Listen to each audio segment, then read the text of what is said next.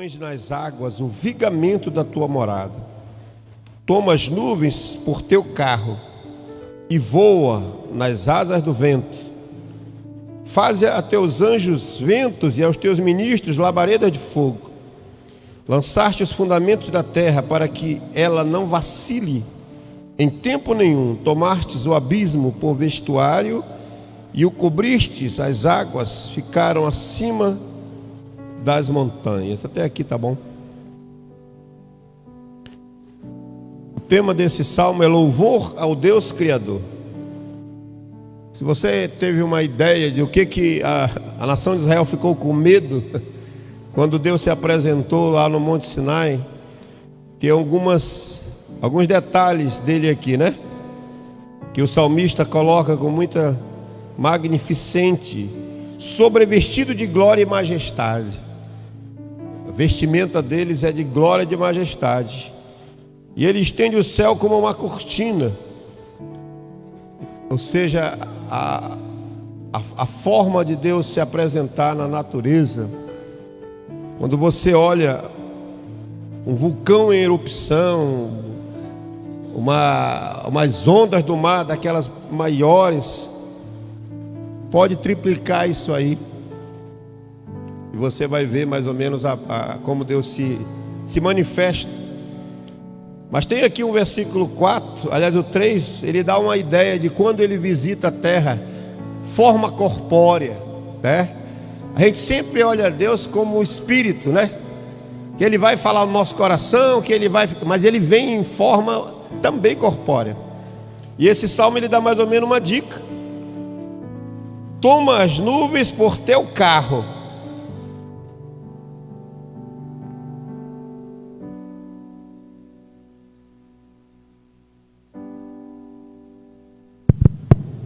Vocês lembram quando Elias estava sendo assunto aos céus, que veio uma carruagem de fogo, pega ele e leva? Às vezes Deus também caminha sobre a terra, e ele fala aqui nesse salmo, como as asas do vento, né? Toma as nuvens por carro e voa nas asas do vento.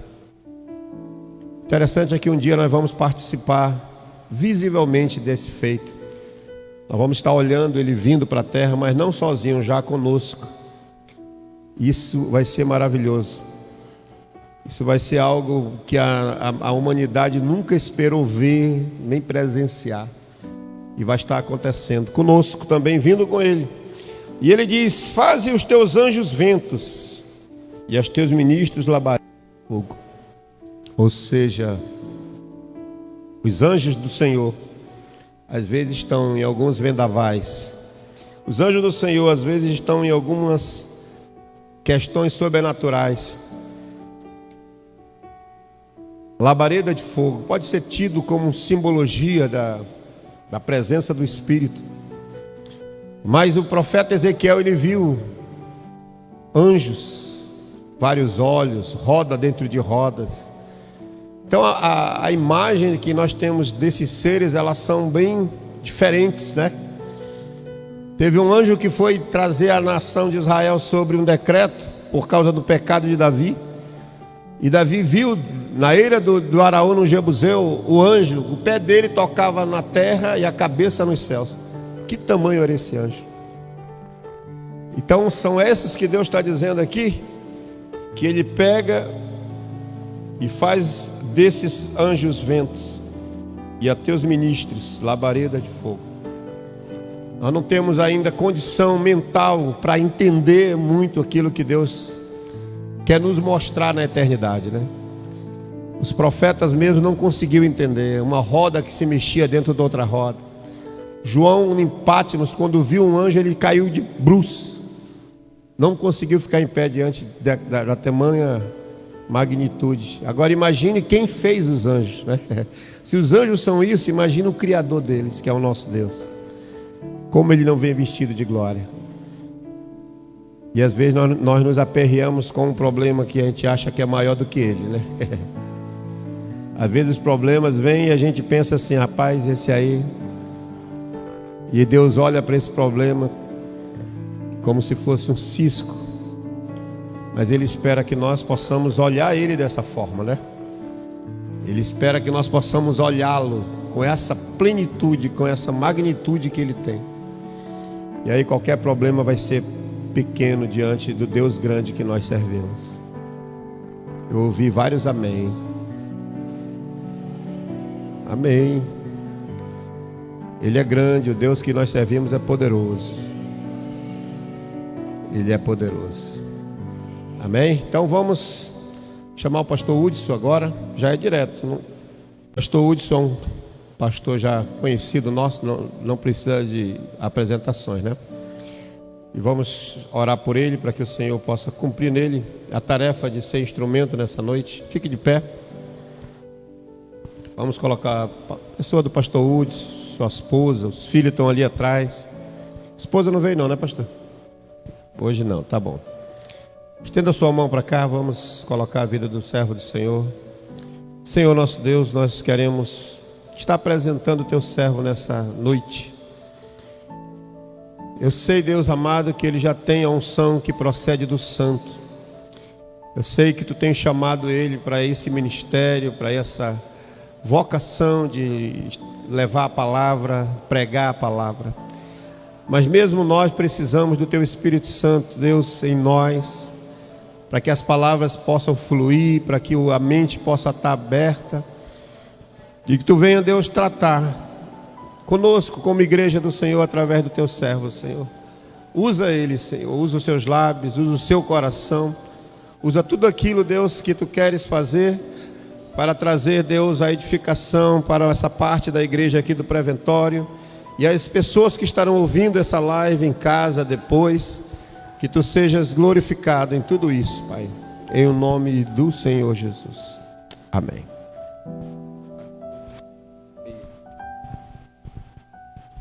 Podeis sentar, meus irmãos. Quero saudar a todos com a paz do Senhor, amém?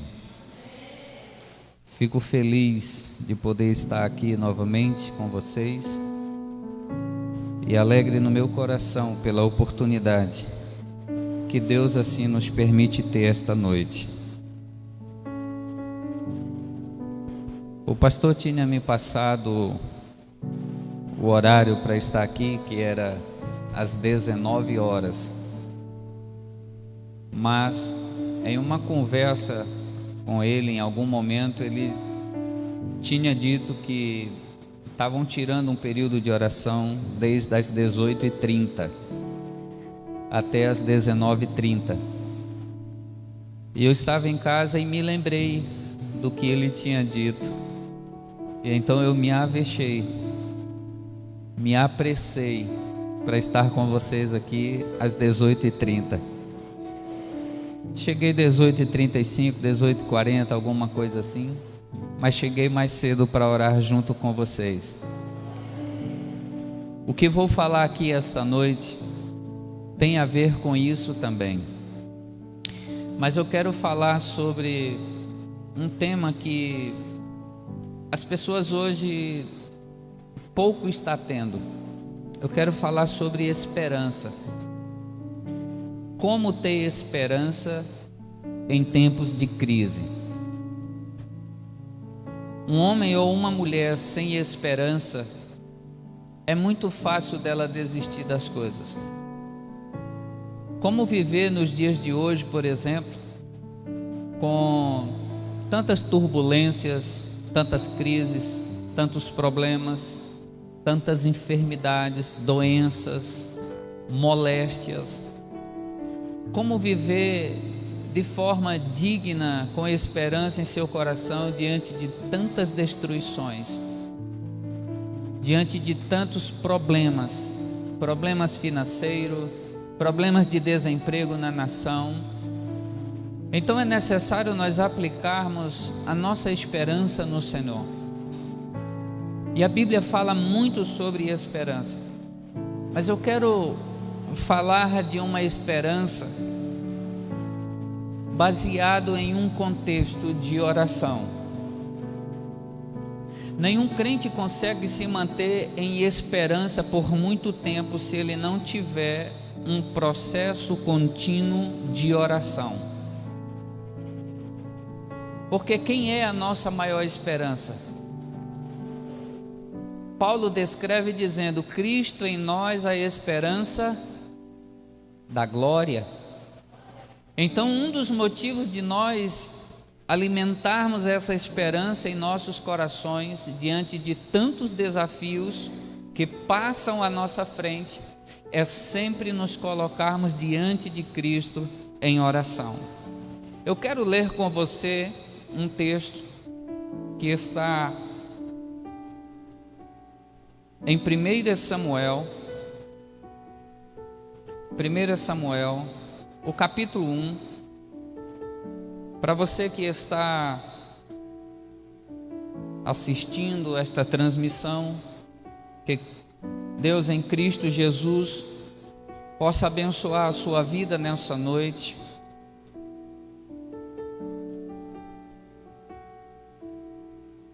Esta igreja está localizada no bairro do Preventório, na Avenida Minas Gerais, 1073. Certinho, pastor? Acertei.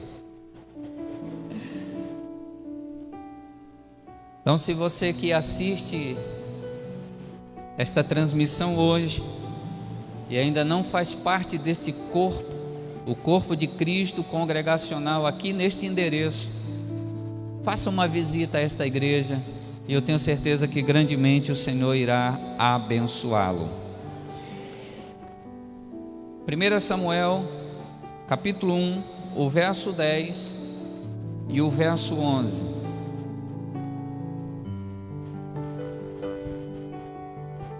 O texto diz assim: ela, pois, com amargura de alma, orou ao Senhor e chorou abundantemente. E votou um voto dizendo: Senhor dos exércitos, se benignamente atentares para a aflição da tua serva, e de mim te lembrares, e da tua serva te não esqueceres, mas a tua serva deres um filho varão, ao Senhor o darei por todos os dias da sua vida, e sobre a sua cabeça não passará navalha. Esta história ela é muito conhecida como a história de Ana, da qual ela era estéril e clamava ao Senhor por um filho. Filho esse que por muitos anos, a Bíblia diz que de ano em ano ela descia à casa do Senhor para buscar a presença de Deus, e em cada descida dessa que ela ia, ou em cada ida, ela clamava a Deus por um filho. Olhando um pouco para o contexto da época, uma mulher que não tivesse a condição ou tivesse a sua madre fechada, para ela era algo muito terrível, porque a maior satisfação da mulher era gerar para o seu marido um filho e desse a ele um sucessor que carregasse o seu nome. Dentro deste contexto, para as mulheres israelitas, o maior privilégio, o maior gozo e a satisfação dessa mulher era gerar um filho. Agora pense na possibilidade de que, com a sua madre, o seu ventre seco ou estéril, não ter essa capacidade de produzir este filho.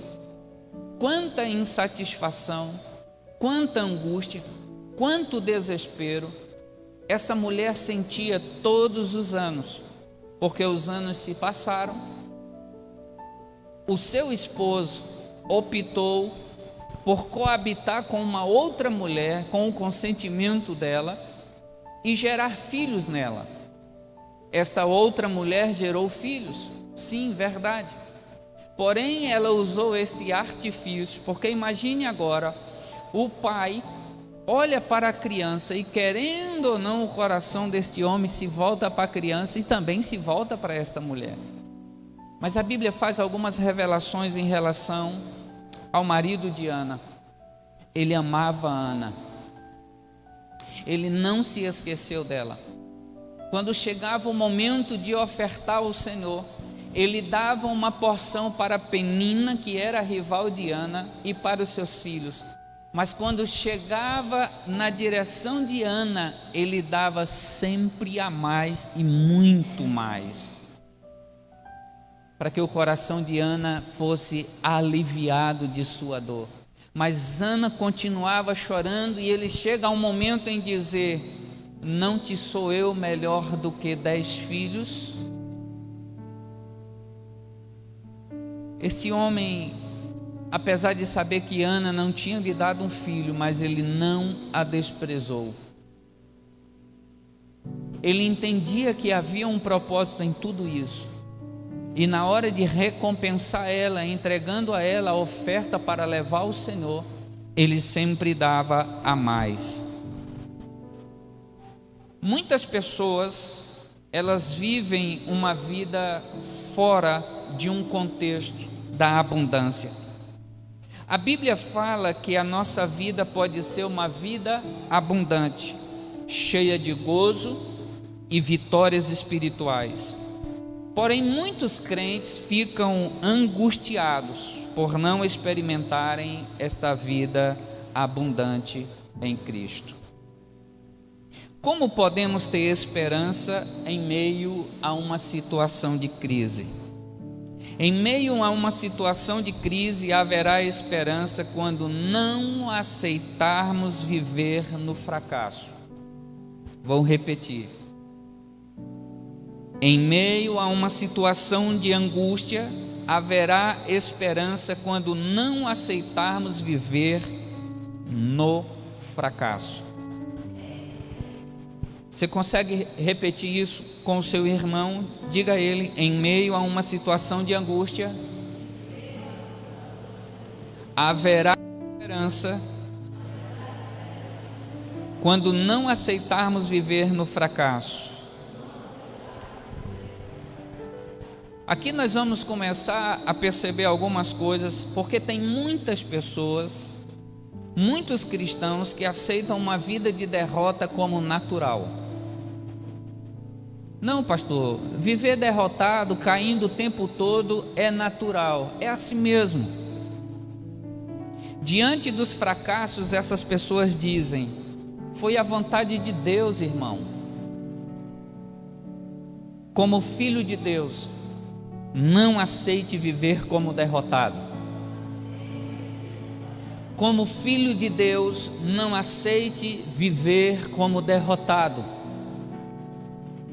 Por que às vezes nós aceitamos isso? O nosso Deus é um Deus de vitória ou é um Deus de derrota? Então por que seus filhos deveriam viver derrotados? Não faz sentido. Eu não vou dizer que eu ou você não tenha problemas e não tenhamos erros, não é nesse sentido que eu estou dizendo. Mas mesmo tendo erro, a Bíblia nos recomenda levantarmos a cabeça e seguirmos em frente, corrigirmos nossas falhas, corrigirmos nossos erros e seguirmos avante. Como filho de Deus, não aceite viver como derrotado. Se você encaixar esta palavra no seu coração e entender que Deus não quer que você viva como derrotado, sua vida a partir de hoje ela começa a mudar.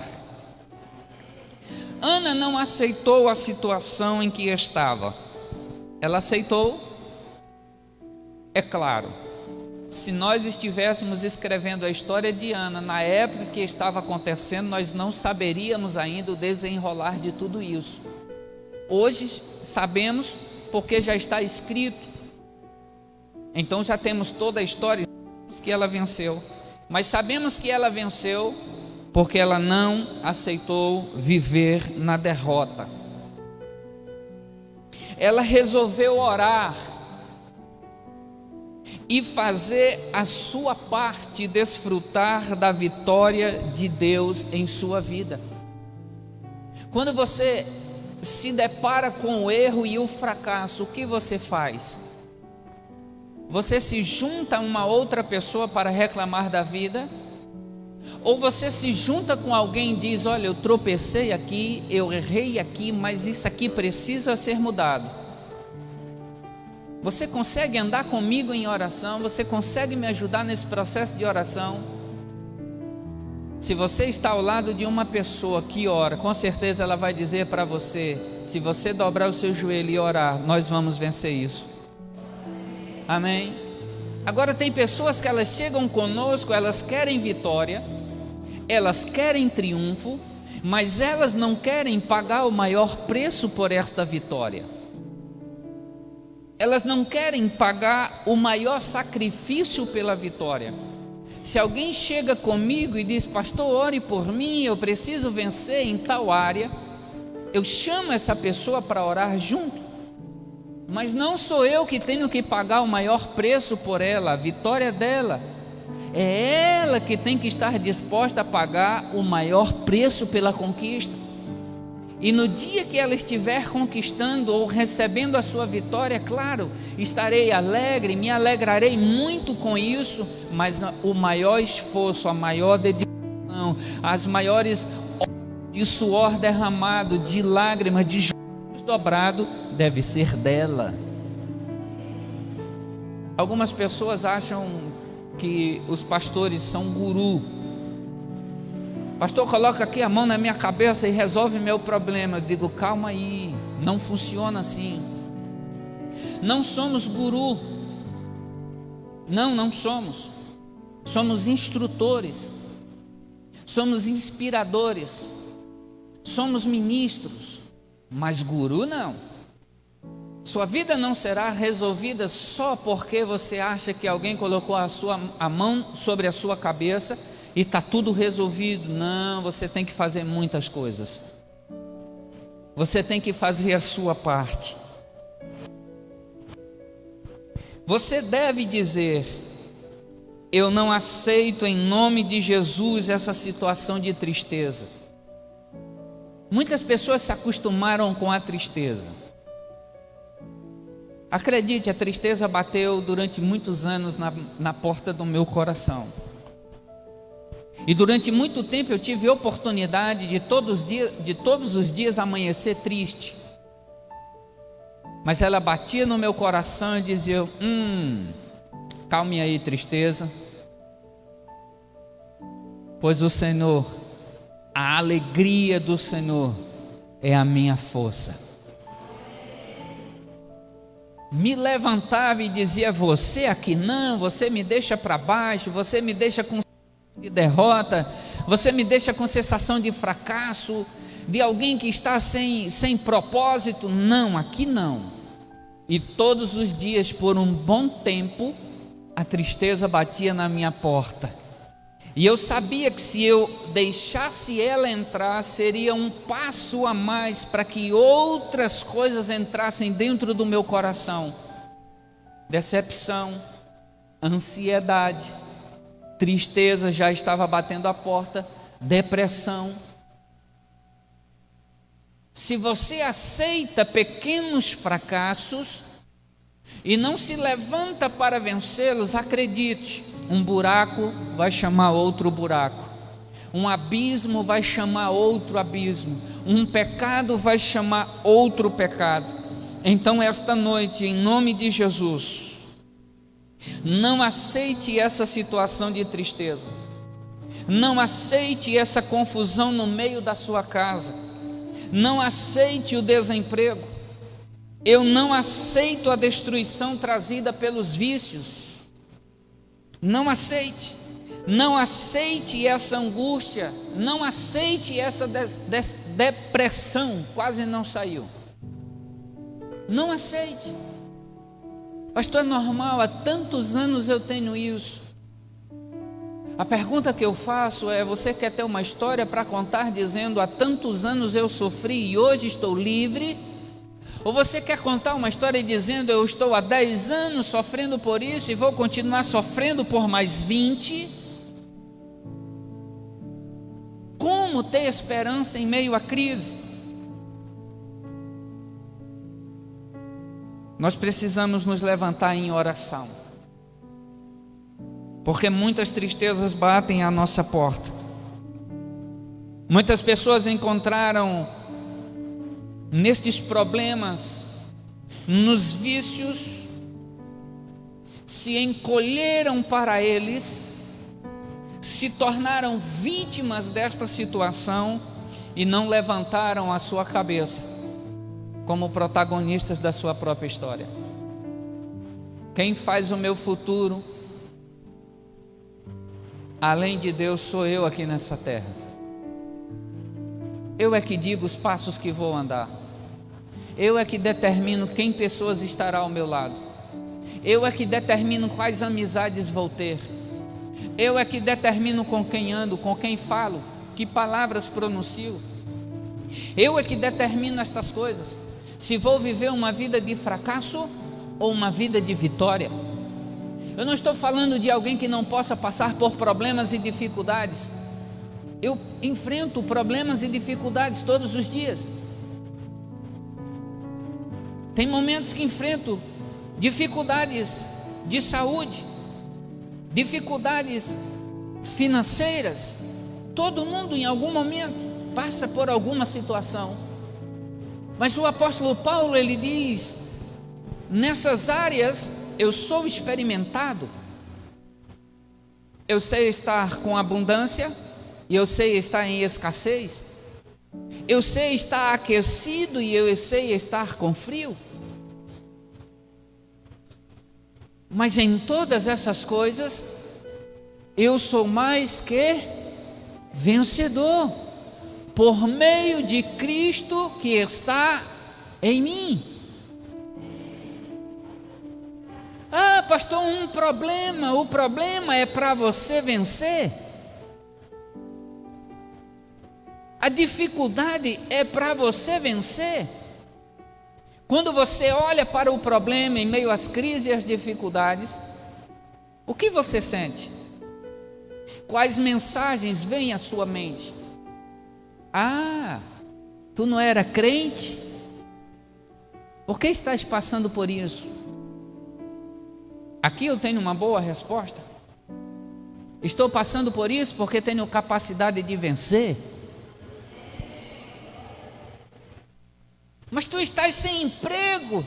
Estou passando por isso porque nem só de pão viverá o homem, mas de toda palavra que sai da boca de Deus, e eu posso vencer.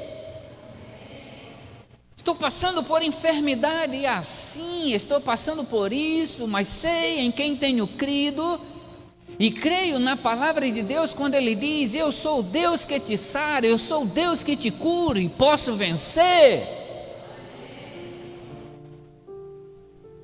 Esses últimos 2 anos, o mundo atravessou e está atravessando ainda muitas crises. Há uma grande possibilidade de o mundo ter uma guerra por alimentos. Porque durante muito tempo ficou sem produzir. Tem nações que o alimento já está escasso. E graças a Deus nós temos um país que é rico em produção de alimentos e grãos. Por último veio a guerra, que ainda está acontecendo na Ucrânia. Quem imaginava diante de tanta destruição como veio aí a pandemia através do coronavírus? Muitas pessoas morreram. Veio escassez, fechamento de comércio, fechamento de cidade. As pessoas entraram em desespero, entraram em pânico, sem saber o que fazer. A maioria esqueceu do que Abacuque disse.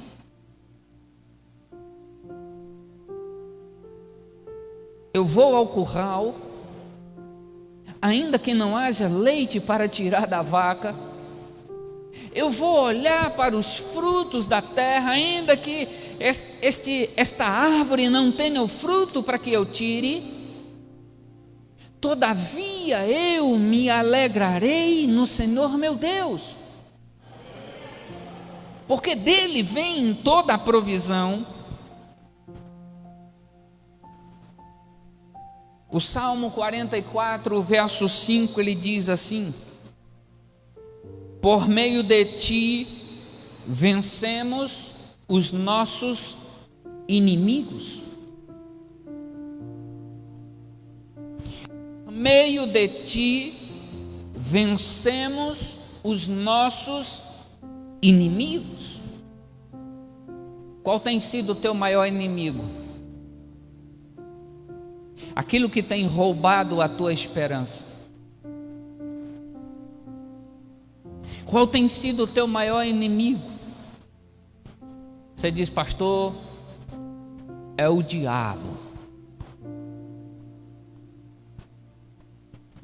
Alguns inimigos somos nós mesmos que criamos.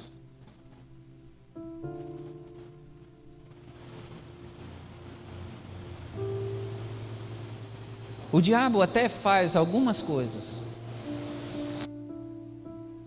mas a maioria de alguns inimigos que as pessoas enfrentam está relacionado a elas mesmas.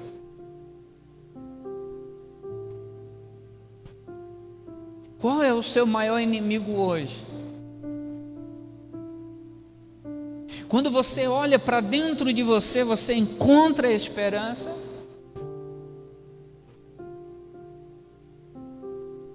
Qual é o seu maior inimigo hoje?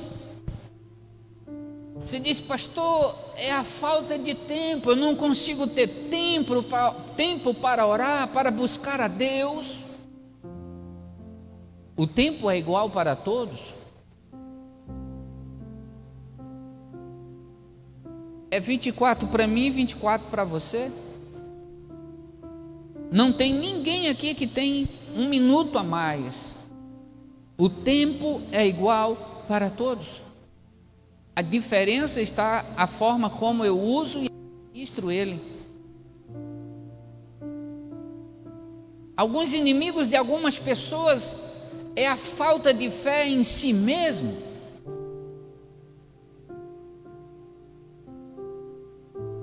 Ela até diz, eu tenho fé que Deus pode fazer isso por mim, mas ela mesmo não tem fé no que ela pode fazer.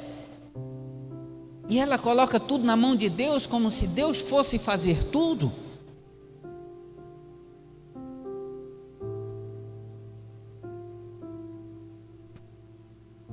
Lembre-se de João 11. Jesus está indo ressuscitar Lázaro. Lázaro está há 4 dias morto, sepultado.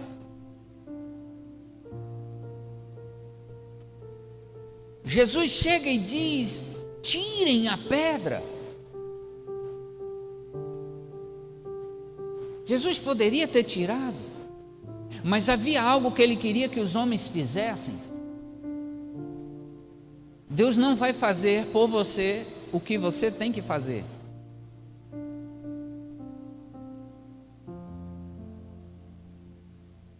E às vezes o que você não faz achando que Deus vai fazer para você se torna o grande inimigo, o grande monstro dentro de você.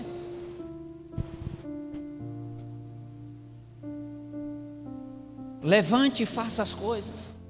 Mas eu não estou com vontade. Vença a falta de vontade. Está sendo o seu inimigo.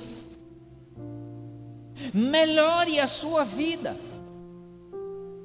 Pastor, a crise está grande, sim, tem crise para todo lado. Mas outro dia eu fui levar a minha esposa e a minha filha para pagar uma conta no shopping. Só pagava lá dentro, eu não sei porquê, mas... E quando eu estou naquela área superior para descer ao estacionamento, uma visão espetacular lá embaixo. Estacionamento lotado de carro. Digo, aqui está o dinheiro. Aqui está o dinheiro. Como assim? Tem gente ali, pastor, e tal, não sei o que. Ali está o dinheiro. Quem entrou lá com seu ticketzinho para colocar o carro lá dentro já tem que entrar gastando R$10.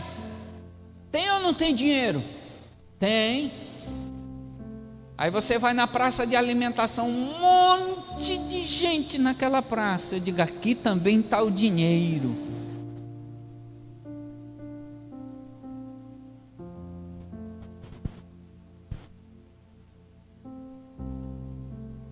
Eu não sou muito de andar no shopping. Eu canso logo. Se eu for lá é para buscar alguma coisa, eu entro numa loja, encontrei o que eu queria e já saio, já vou embora. Não sou muito de estar andando, eu canso muito de estar andando, olhando as coisas, eu fico logo cansado e logo eu quero ir embora. Levante-se para fazer as coisas. Às vezes a louça está em cima da pia e o seu maior inimigo é a preguiça.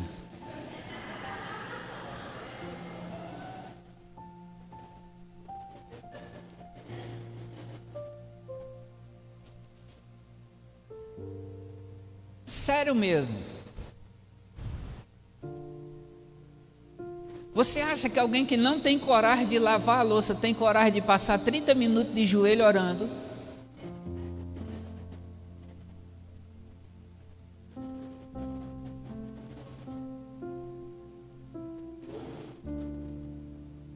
Pense num monstro gorduroso que está lá. Você acha que alguém que não tem coragem de lavar a louça vai ter coragem de passar 3, 4 horas sentado estudando para melhorar em alguma coisa na vida? Provavelmente não.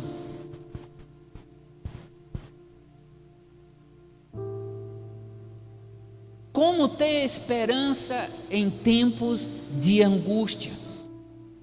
O melhor caminho é a oração, mas o que eu estou dizendo é para você que, embora eu diga para você que orar é o melhor e é a melhor receita para vencer a falta de esperança em tempos de crise, mas o que eu estou tentando dizer para você é que se você não tem o hábito de fazer as coisas e vencer as etapas da vida, você também vai ter problema para vencer na oração. Porque é uma questão de disciplina.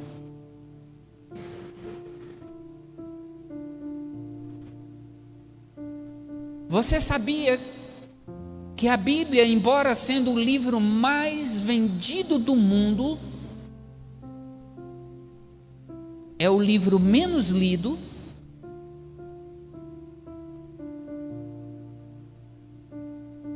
Por quê? Há um bicho velho montado nas costas de muita gente. Ele tem as unhas grandes, eu chamo ele de unhudo. Ele crava em cima das costas de algumas pessoas e não deixa elas ler a Bíblia, e quando elas começam a ler, bate logo o sono.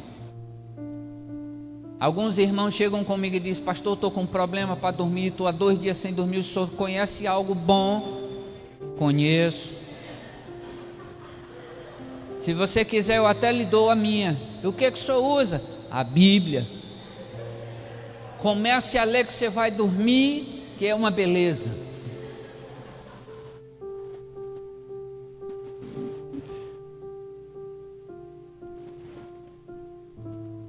Quais têm sido os teus inimigos hoje?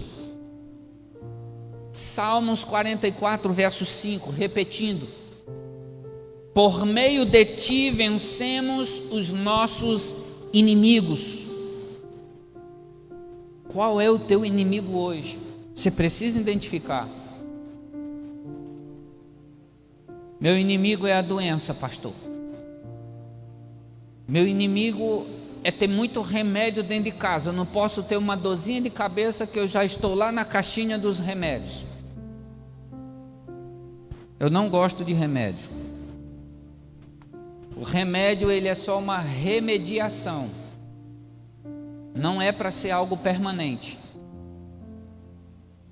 Raras exceções em questões de tratamento severo, que aí a pessoa não vai ter mais como escapar. E se ela decidir viver pelos remédios, então que viva. Mas se ela decidir buscar o Senhor como Ana, ano após anos, até o milagre chegar.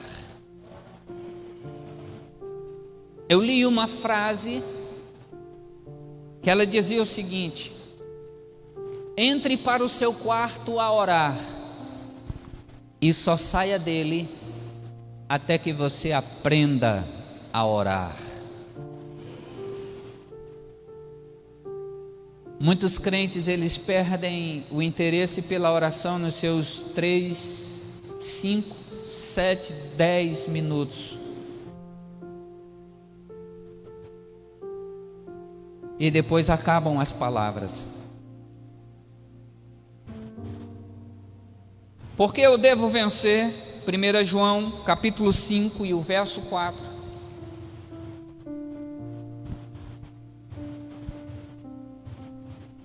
O rapaz da mídia tá rápido, né? Olha aí, ó. 1 João capítulo 5, verso 4, ele diz: vamos ler juntos, por favor. 1, 2, 3.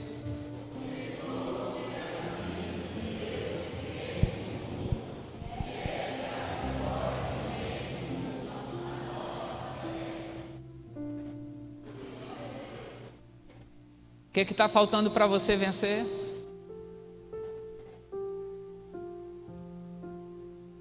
Algumas pessoas dizem: pastor, estou sendo derrotado, não consigo vencer tal área.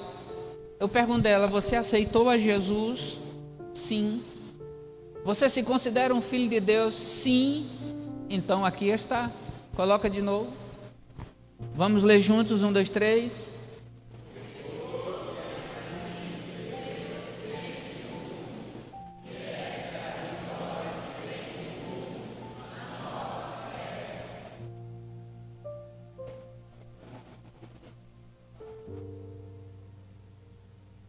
Porque tudo que é nascido de Deus, você é nascido em Deus,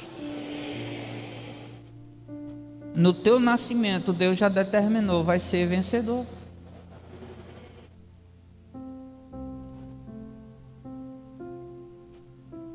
Quando você começar a olhar para dentro de si e começar a se enxergar como esse texto, quando você se deparar com os problemas, as dificuldades, você vai olhar para essas dificuldades, problemas, adversidade e vai dizer: aham, Deus já me fez para te vencer. Pastor, eu vou ficar em casa, vou buscar uma vida de vitória em casa é mais fácil. É triste, mas essa vitória nunca será alcançada. As pessoas que eu vejo ficar muito em casa por alguma coisa, elas começam a não fazer nem mesmo as coisas de dentro da própria casa.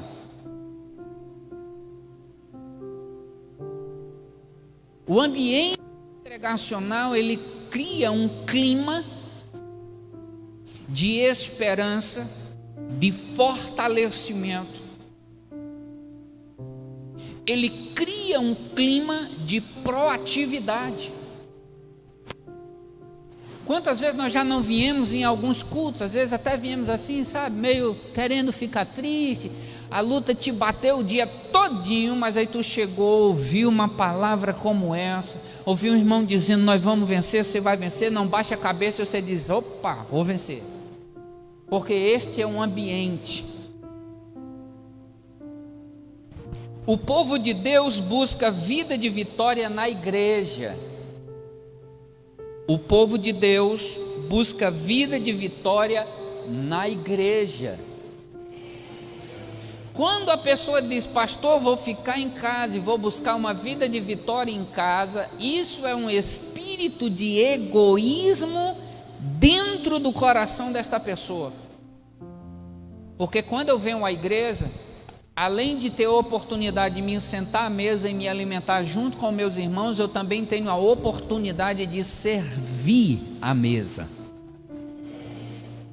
Quando eu digo eu vou servir em casa, eu estou dizendo: eu não estou nem aí com vocês, não quero ter trabalho e compromisso em servi-los. Eu não me importo com as dificuldades que vocês tenham, desde que eu vá para casa e vença em casa. Vocês estão entendendo? Esta frase ela é muito perigosa. E por causa dela eu já vi muitos fazerem isso. Passa um mês. Quando passa. E aí, meu irmão, está lendo a Bíblia, orando? Estou, pastor, eu estou meio assim. No segundo mês ele diz: ah, pastor, eu não estou, sabe?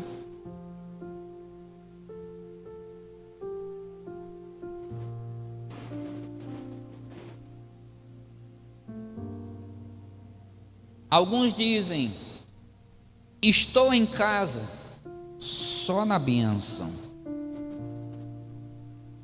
Não preciso mais da igreja.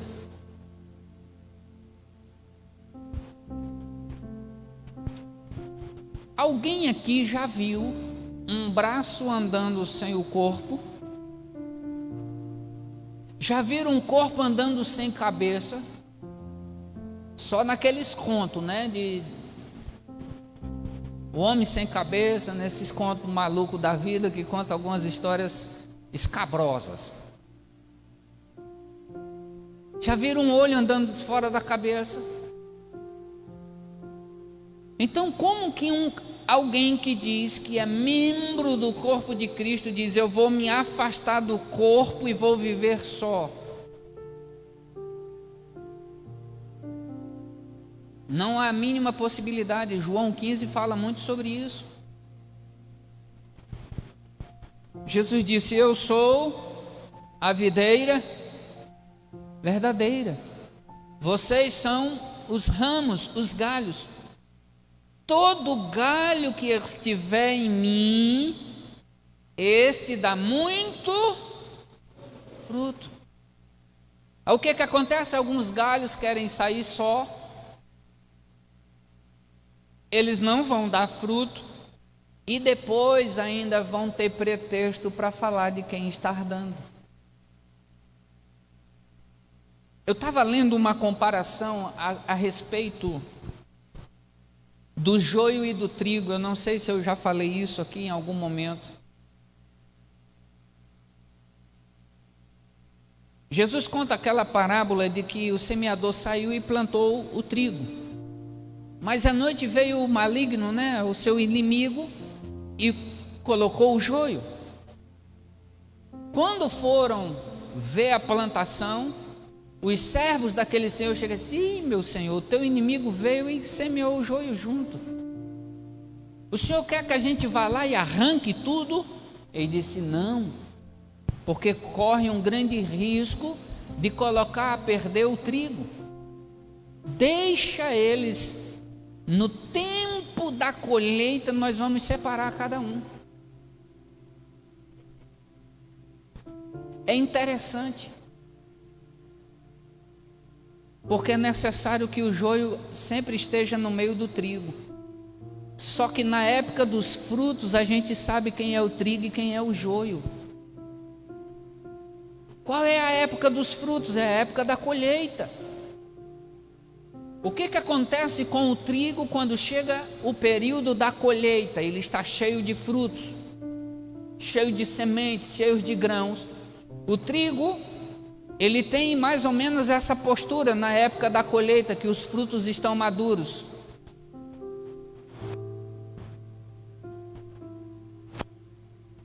Por causa do peso dos grãos, ele fica encurvado. E o joio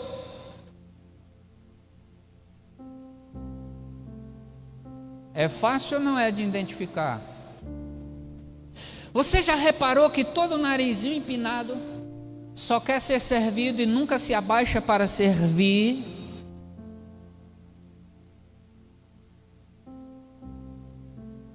As árvores, quando estão cheias de frutos, seus galhos ficam para cima ou eles descem um pouco mais? Toda pessoa que tem muito fruto para dar, ela geralmente se abaixa num formato de servidão, porque ela tem para servir. Mas o joio quer levantar a cabeça e dizer: não tem um fruto, mas quer falar de quem tem. Você me entende? Então alguns dizem: eu estou em casa só na bênção, não preciso mais da igreja. Olha, irmãos, eu sou bem resolvido em relação ao que eu vou dizer.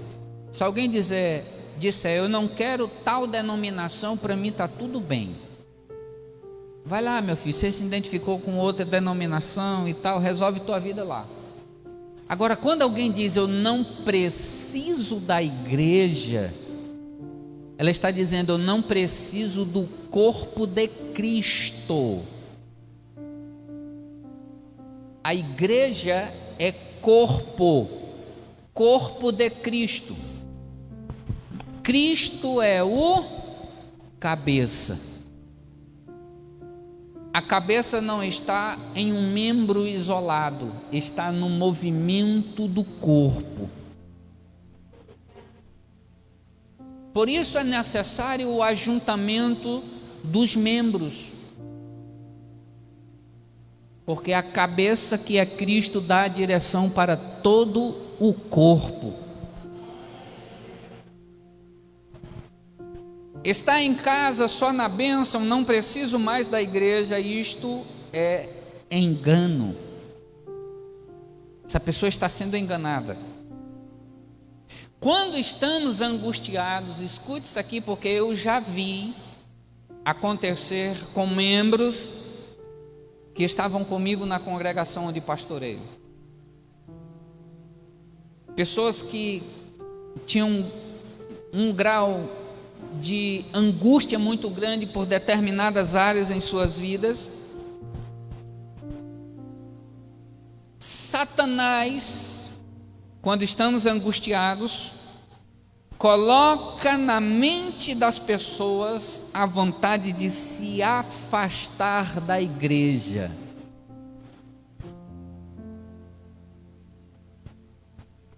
Quando estamos em momentos de angústia, Satanás coloca na mente das pessoas a vontade de se afastar da igreja.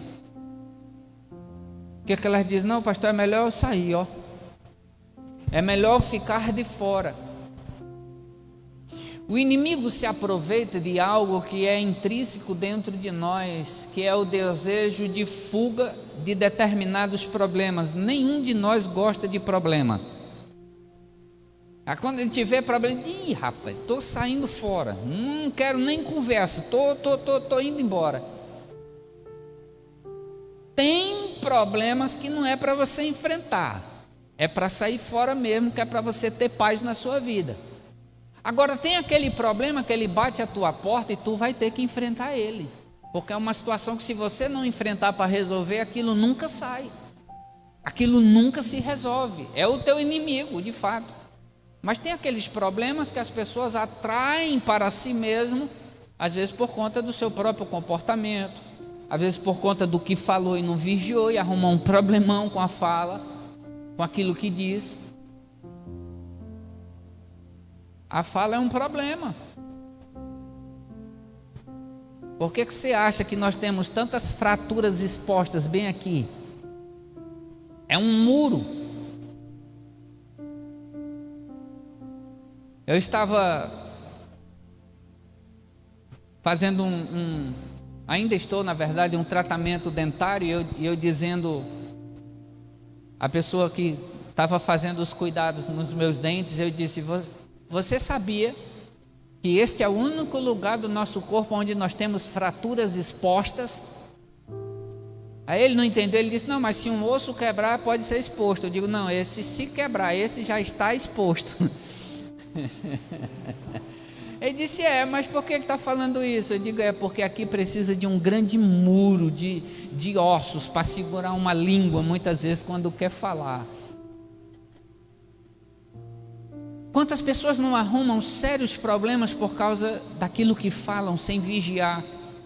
Não tem paciência para ouvir, e tem coisas que você não tem que falar nada. Ouviu, encerra e sepulta, porque se falar, você vai ter grandes problemas. Mais vale a sabedoria do que muitas palavras. A sabedoria é como o dinheiro, diz o livro de Provérbios. Ela gera segurança. Algumas pessoas vivem inseguras e com falta de segurança pela falta de sabedoria. Vivem uma vida louca da vida, sem medir a sua vida com sabedoria. Então as pessoas dizem: eu quero sair, eu vou me desviar.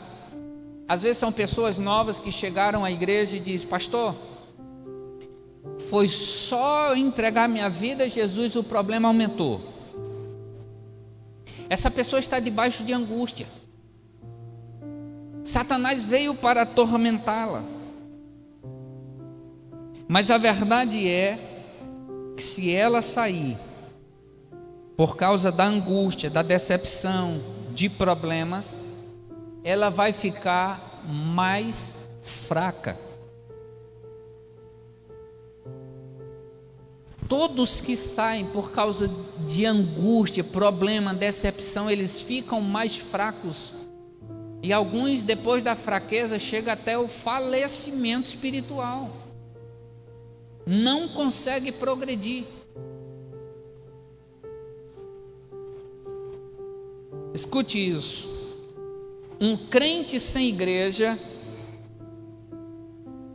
é um carro sem rodas. Um crente sem igreja é um carro sem rodas. Ele não anda, ele não cresce, não recarrega suas forças, nunca sairá do lugar. É só um enfeite, é só um carro, mas sem utilidade.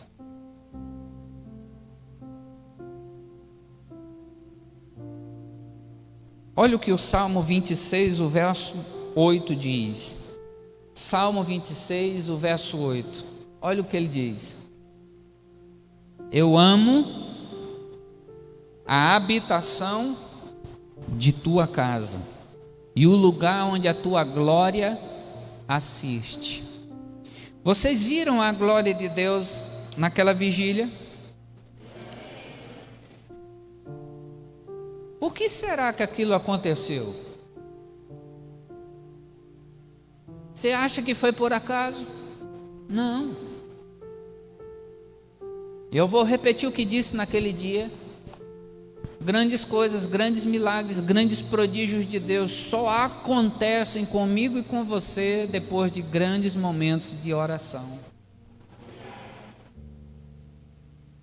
Aquilo tudo só foi possível porque na maioria dos que estavam aqui, ou quase todos, é difícil pensar numa totalidade, seus corações estavam abertos para aquilo, dispostos para aquilo. A congregação, por exemplo, nós estávamos orando já há mais de semanas por este momento, por aquele momento. Eu dizia a eles: orem pela vigília. Você precisa estar lá. Deus vai fazer algo maravilhoso com você. Ele vai fazer comigo e contigo vai fazer.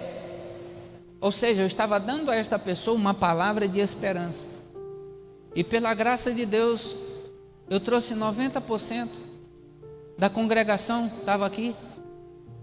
90%, e até hoje eles falam do que aconteceu. Pastor, que momento maravilhoso foi aquele, a gente precisa se encontrar de novo daquele jeito. Eu digo, de que beleza, isso é maravilhoso. Os crentes entusiasmados para se encontrar para momentos de oração e edificação na palavra.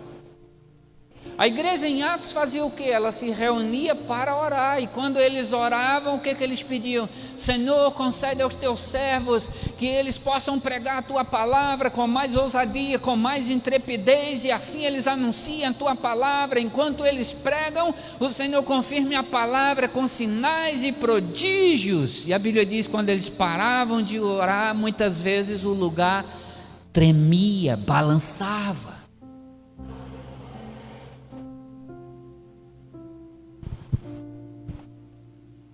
Em meio a uma situação de angústia, haverá esperança quando entregarmos tudo a Jesus. Coloca novamente aqui, varão, 1 Samuel, o capítulo 1 e o verso 15.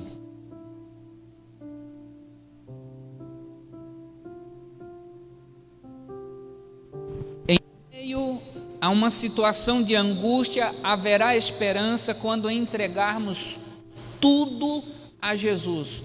A última parte do versículo, porém, ela diz, porém, venho derramando a minha alma perante o... Esse foi o motivo da vitória dela. O sacerdote, nem ele entendeu o que era que estava acontecendo com ela. Parece até que ele achou que ela era parecida com os filhos dele, né? Gostava de aprontar uma, né? Até parece. Mas o que ela vem dizendo? Negativo, o senhor está enganado a meu respeito. O meu balbuciar é derramando a minha alma perante o Senhor. Imagine alguém que está orando, a voz até já sumiu. Ela já não ora mais nem mais com a voz, ela já está orando com o corpo inteiro, com a alma inteira. Tudo já está entregue. Ela está clamando ao Senhor. Se você não for capaz de entregar tudo a Cristo, então não será capaz de experimentar tudo que Deus tem para a tua vida. A Bíblia diz: entrega o teu caminho ao Senhor, confia nele e o mais Ele fará.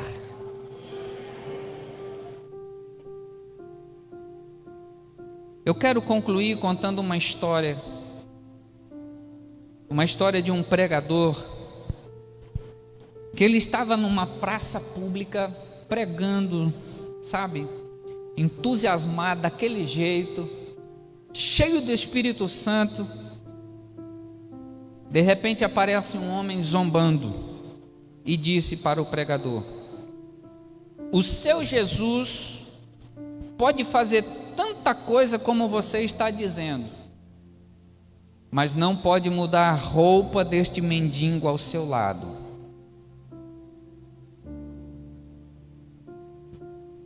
Havia um mendigo ali, e o zombador falou essas coisas para aquele pregador: seu Jesus pode até fazer muita coisa, mas ele não pode mudar a roupa deste mendigo. O pregador, sem ficar perturbado, disse: talvez você tenha até razão, amigo. Jesus provavelmente não está interessado em mudar agora a roupa deste mendigo ao meu lado, mas eu tenho certeza que Cristo quer mudar o mendigo que está dentro desta roupa.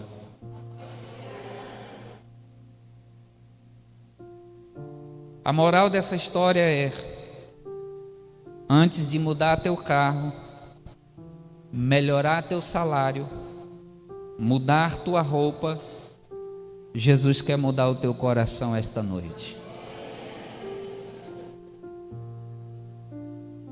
Eu tenho aprendido muito sobre isso, irmãos. Não é sobre o que temos, não é sobre o que conquistamos, mas é sobre o que deixamos mudar. Porque se o coração não mudar, eu posso conquistar muitas coisas, mas eu vou continuar sendo um mendigo dentro de roupas novas. Vou continuar sendo um pobre dentro de um carro de luxo. Vou continuar talvez até sendo alguém num alto escalão dentro de alguma questão de profissão, mas talvez com um coração orgulhoso e arrogante. Antes de mudar as coisas por volta de você, deixe Jesus mudar o seu coração esta noite. Antes de querer achar que é o marido que deve mudar, que é a esposa que deve mudar, deixa Jesus mudar você. Antes de achar que é o irmão à direita que precisa de mudança, deixa ele mudar você. Deixa ele mudar a tua voz, as tuas palavras. Deixa ele mudar a tua fala de uma boca murmurante para uma boca que produz palavras de bênção. Ele quer que você viva em dimensão de vitória. Ele quer que você o busque na comunhão com a igreja. E Jesus quer que você aprenda a entregar tudo a Ele esta noite. Você pode ficar em pé, eu gostaria de orar com você.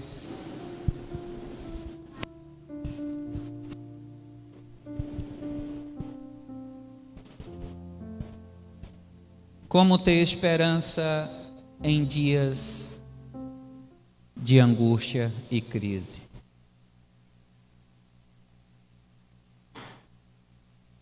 A angústia e a crise vai bater na porta de todos nós. E nós precisamos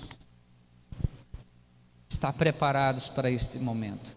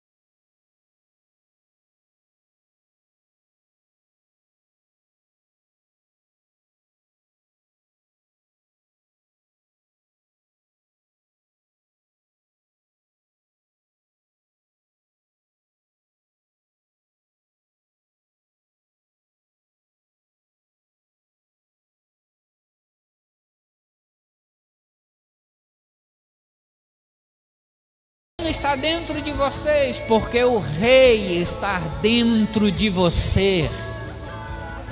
Jesus está dentro de você. Você já entregou a sua vida a Jesus. Você já nasceu de novo, já nasceu da água, já nasceu do Espírito. Então ele diz: os que são nascidos de Deus, eles vencem o mundo. Não importa as circunstâncias que você se depara com elas hoje. Você pode ter enfrentado problemas, adversidade, saúde. Você pode ter encontrado problemas na sua família, no seu lar. Você pode estar enfrentando desemprego, talvez uma necessidade financeira. Mas essa noite o Senhor está aqui, Ele te fortalece. Ele declara na sua palavra: continue crendo, mantenha a sua esperança no reino de Deus. Busque o reino de Deus em primeiro lugar, e todas essas coisas serão acrescentadas para você. Será acrescentado a saúde, será acrescentado a finança, será acrescentado o filho voltando para casa, será acrescentado restauração na relação conjugal. Em nome de Jesus Cristo, esta noite, que a palavra de Deus alcance o seu coração e que as promessas do nosso Deus Todo-Poderoso repouse sobre a sua cabeça nesta noite. Ao teu coração aflito nesta noite, eu digo a você, pequeno coração, sossegue e descanse no Senhor esta noite, pois tu não viverás só de pão, mas de toda palavra que sai da boca de Deus. E esta noite Deus liberou a sua palavra, e você vai prosperar pela palavra que vai estar sendo enviada. Ela vai de encontro ao teu coração, ela vai de encontro à tua alma, ela vai de encontro às tuas necessidades, ela contra os teus problemas. E então você pode levantar os olhos e dizer: de onde me virá o socorro?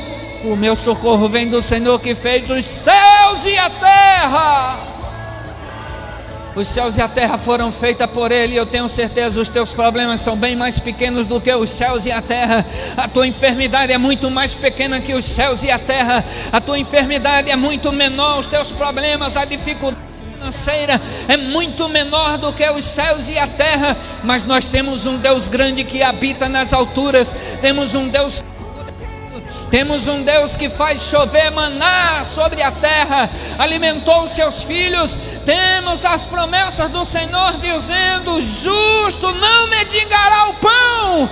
Os olhos do Senhor estão em procura dos justos sobre a terra, para os encontrar e os abençoar. O Espírito do Senhor está à procura de homens e mulheres esta noite. O Senhor te abençoe neste lugar, e você pode dizer amém. Diga ao seu irmão: aleluia, glória a Deus. Grande é o nosso Deus, aleluia. Grande é o nosso Deus, grande é o nosso Deus. Diga para o seu irmão: não dê mais desculpa, faça o que tem que ser feito, e Deus vai te ajudar. Amém? Deus vos abençoe.